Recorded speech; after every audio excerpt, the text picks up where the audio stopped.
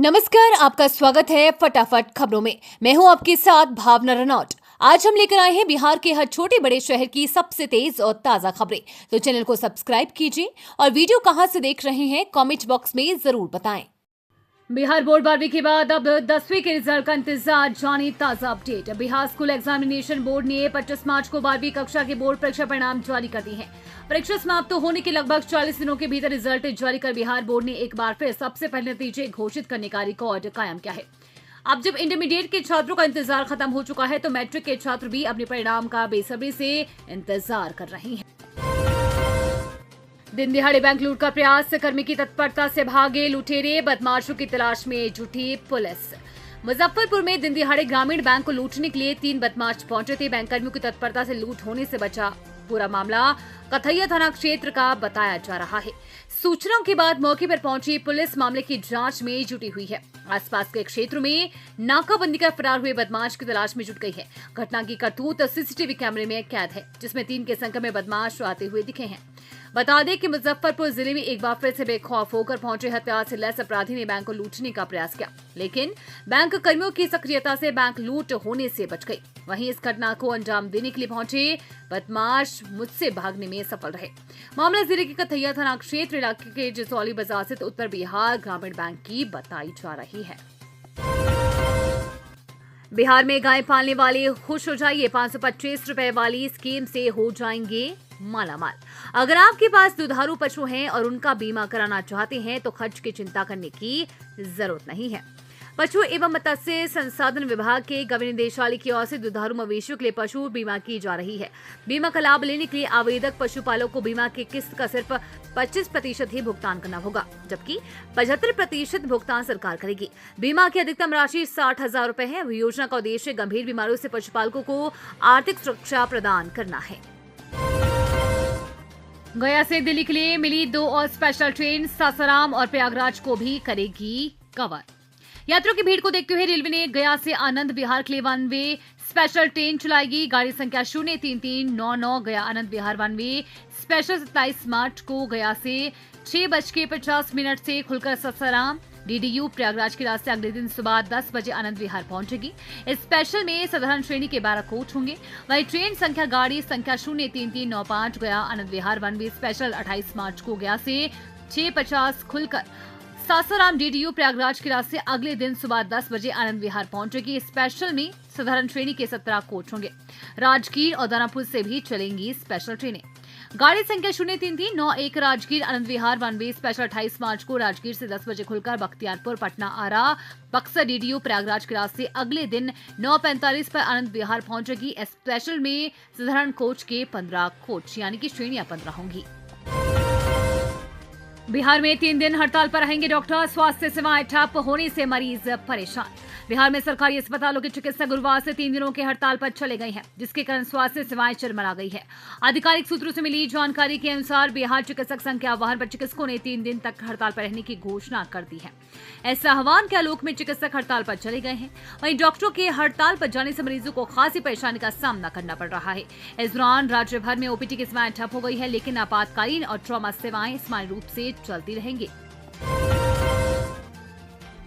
वक्फ संशोधन विधेयक पर विपक्ष देश को कर रहा गुमराह, बीजेपी नेता मंगल पांडे बोले एक समुदाय विशेष को। बिहार के स्वास्थ्य एवं विधि मंत्री और भारतीय जनता पार्टी के पूर्व प्रदेश अध्यक्ष मंगल पांडे ने कहा कि वक्फ संशोधन विधेयक 2024 में विपक्ष देश की जनता को गुमराह कर रहा है। पांडे ने बुधवार को कहा कि राष्ट्रीय जनता दल और कांग्रेस एक समुदाय विशेष की तुष्टीकरण के लिए महीनों के मंथन के बाद केंद्र कैबिनेट से स्वीकृत वक्फ संशोधन बिल का विरोध कर रही है। उन्होंने कहा कि केंद्र की मोदी सरकार ने वक्फ बोर्ड में बड़े संशोधन की तैयारी पूरी कर ली है। इसे सदन में पेश करने से पहले केंद्र सरकार ने सभी सांसदों की बैठक बुलाई, जिसमें इस मुद्दे पर विस्तार से चर्चा की गई। उन्होंने कहा कि वक्फ विधेयक 2024 वक्फ अधिनियम 1995 में सुधार करने के उद्देश्य से तैयार किया गया था। जमीन खाली करने को लेकर रेलवे की ओर से पीएचईडी को भेजी गई नोटिस से हड़कांप शहर में गहरा सकता है पेयजल संकट। रेलवे स्टेशन सासाराम के दक्षिण और पुरानी जीटी रोड की उत्तर दिशा में रेलवे की भूमि पर कई दशकों से चल रहे लोक स्वास्थ्य विभाग के सभी कार्यालयों को खाली पदों के लिए ईस्ट सेंट्रल रेलवे के मुगलसराय स्थित डीआरएम कार्यालय ने एक नोटिस भेजा है। रेलवे द्वारा भेजी गई नोटिस ने पीएचईडी विभाग की मुश्किलें बढ़ा दी हैं और शहरवासियों को भी पेयजल संकट पर डर सताने लगा है। PHED विभाग को भेजे गए नोटिस में रेलवे ने कहा कि रेलवे की भूमि पर अनधिकृत कब्जा कर लोक स्वास्थ्य विभाग सासाराम की कई करालियां संचालित हो रही हैं। रेलवे ने कारण बताओ नोटिस भी जारी किया है और पूछा है कि क्या विभाग आदेश में उल्लेखित अवधि के भीतर रेलवे परिसर को खाली कर सकती है। महाराष्ट्र में हुए 122 करोड़ के बैंक घोटाला मामले में NIA का मधुबनी में छापा, दुकान से सामान कराया खाली। महाराष्ट्र में हुए 122 करोड़ के बैंक घोटाला मामले में NIA ने मधुबनी में छापा मारा है। बताया जा रहा है कि डिजिटल दुनिया के CMD जावेद आजम महाराष्ट्र सरकार के पूर्व मंत्री हैदर आजम के भाई हैं।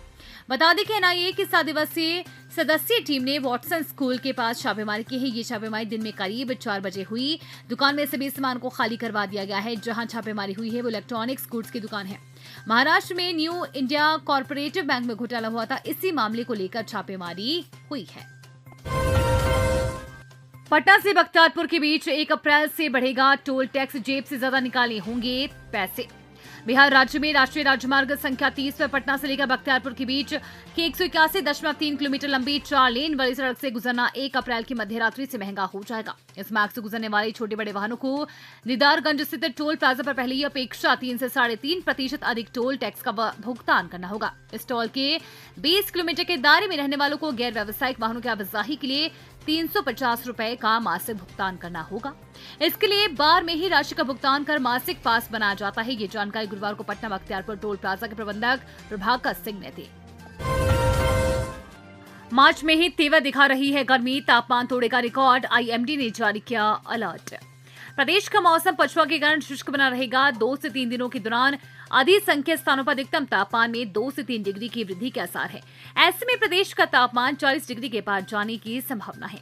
2 से 3 दिनों के दौरान उत्तर पूर्वी बिहार व आसपास के इलाकों को छोड़कर अधिसंख्यक भागों में 30 किलोमीटर प्रति घंटा की रफ्तार से तेज हवा चलने की संभावना है। न्यूनतम तापमान में भी 1 से 3 डिग्री की वृद्धि का पूर्वानुमान है।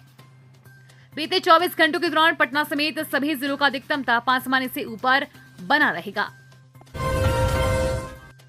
बिहार में पुरुष के पेट में मिली बच्चेदानी, CT स्कैन रिपोर्ट देख डॉक्टर भी रह गए दंग। बिहार के मुजफ्फरपुर जिले से एक हैरान कर देने वाला मामला सामने आया है। दरअसल मुजफ्फरपुर SKMCH में एक पुरुष मरीज का CT स्कैन किया गया, जिसके बाद उन्हें रिपोर्ट दे दी गई और वो रिपोर्ट लेकर घर आ गए। जब वो घर आकर उन्होंने रिपोर्ट देखी तो वो सख्ती में पड़ गए, क्योंकि रिपोर्ट में शख्स के पेट में बच्चेदानी पाई गई। वहीं अब ये रिपोर्ट सोशल मीडिया पर काफी वायरल हो रही है। जानकारी के मुताबिक मामला मुजफ्फरपुर के SKMCH स्थित एक CT स्कैन सेंटर का है। बताया जा रहा है कि पुरुष ने पेट दर्द की शिकायत के चलते SKMCH में CT स्कैन करवाया था। स्कैन के बाद अब जब रिपोर्ट आई है तो वो रिपोर्ट लेकर घर आए। जब घर आकर उन्होंने रिपोर्ट देखी तो वो चौंक गए। रिपोर्ट में महिला प्रजनन अंग का जिक्र था, जिसके बाद मरीज तुरंत वापस अस्पताल आया। जब चिकित्सकों ने रिपोर्ट देखी तो वो भी हैरान रह गए। दरअसल CT स्कैन सेंटर में महिला की रिपोर्ट पर पुरुष का नाम चढ़ गया था। शख्स के पेट में सच में ऐसा कुछ नहीं था। अस्पताल ने गलती से उनको महिला की रिपोर्ट थमा दी थी। ये तो थी आज की फटाफट खबरें। हम मिलेंगे अगले बुलेटिन में, तब तक के लिए धन्यवाद। जय हिंद।